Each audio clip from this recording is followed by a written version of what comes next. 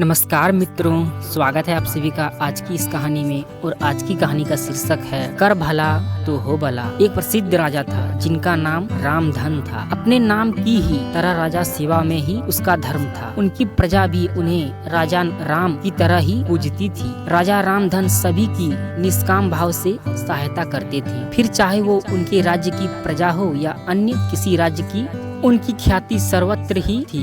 उनके दानी स्वभाव और व्यवहार के गुणगान उनके शत्रु राजा करते थे। उन राजाओं में एक राजा था भीम सिंह, जिसे राजा रामधन की ख्याति से ईर्षा थी। उस ईर्षा के कारण उसने राजा रामधन को हराने की एक रणनीति बनाई और कुछ समय बाद रामधन के राज्य पर हमला कर दिया। भीम सिंह ने छल से युद्ध जीत लिया और रामधन को जंगल में जाना पड़ा। इतना होने पर भी रामधन की लोकप्रियता में कोई कमी नहीं थी। हर जगह उन्हीं की बातें चलती थी, जिससे भीम सिंह को चैन ना था। उसने राजा रामधन को मृत्यु दंड देने का फैसला किया। उसने ऐलान किया कि जो राजा रामधन को पकड़कर उसके सामने लाएगा वो उसे 100 दिनार देगा। दूसरी तरफ राजा रामधन जंगलों में भटक रहे थे। तब उन्हें एक राहगीर मिला और उसने कहा, भाई तुम इस जगह के लगते हो, क्या तुम मुझे राजा रामधन के राज्य की तरफ का रास्ता बता सकते हो? राजा रामधन ने पूछा, तुम्हें क्या काम है राजा से? राजगीर ने कहा, मेरे बेटे की तबीयत ठीक नहीं, उसके इलाज में सारा धन चला गया। सुना है राजा रामधन सभी की मदद करते हैं, सोचा उन्हीं के पास जाकर याचना करूं। यह सुनकर राजा रामधन राजगीर को अपने साथ लेकर भीम सिंह के पास पहुंच